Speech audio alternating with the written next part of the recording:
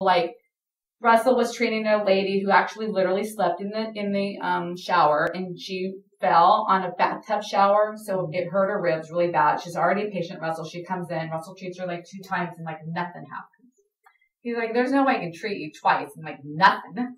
So he's like, you need to go see Dr. Kimberly because you know you have emotional stuff about it. Just get it cleared up and we'll start fixing you.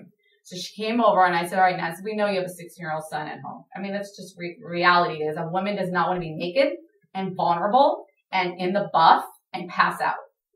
So she's already thinking, right? I'm not breathing. I'm going to be caught here. Who's going to find me? Is it going to be my son? Is it going to be ambulance people? Like, it's horrible, right? So it's all in her own thinking. Now, none of those things happened, but for some reason it's in her head. So we did a whole emotional clearing about that.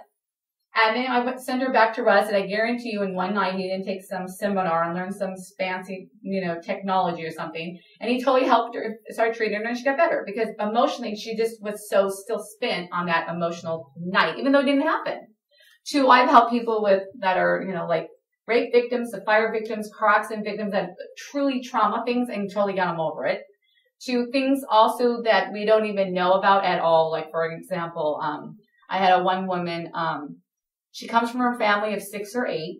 It's a huge family. And she says to me she doesn't like being in crowds. She gets anxiety. Now that just makes no sense to me because she comes from a crowd, right?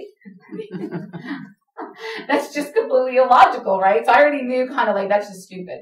So I'm treating her and I see this huge scar on her thumb. And I said, well, how did you get that big, she's like, totally just, it happened when I was 4. It's like, no big deal. I'm like, no, everything's a big deal to me. You can't have a big scar like that and not tell me.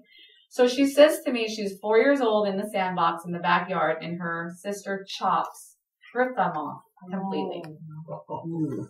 So I just looked at her and I said, okay, you don't even get this. Like, how do you don't get this? And she goes, no, I don't get it. I'm like, oh my God, okay.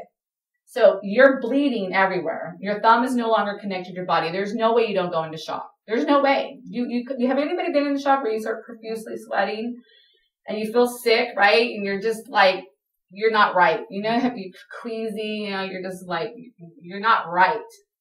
So mom's not going to leave all the kids at the house. There's no way, right? So all the kids have to go in the car. And she's probably holding her thumb. Mom's probably a freak. She's driving her to the hospital, which is why we love our doctors and nurses. Okay? And I said, so she's in the car. And what do you think the brothers and sisters are doing in the car? So they're all upset, right? They're nervous. Is she going to die? They don't know. They're little, right? They're all upset. So they're doing this in the car. So every single time she's around this, what do you think she does? She goes into the state of shock, which is I'm not okay. I'm not right. I don't feel good. So when we did emotional clearing on her, it was gone. Like she came back, she was in tears. It was right before Thanksgiving. Her family lived locally. She was a young grandma, like at 48 or something. And her brothers and sisters, of course, had children. So this is a huge house that she does not normally is comfortable in.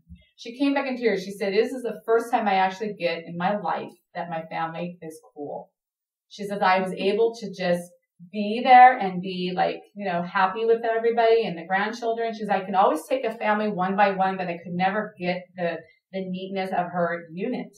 And she's like, I experienced that. It was fantastic. So just now we go on and on and on about I've done emotional clearing for like 17 years. I could tell you 1,000 stories, but this is kind of cool because it taps it out of the body and allows you the ability to be free of that so you can just move on with your health. So I don't mean like talking. I just mean get your body, get rid of it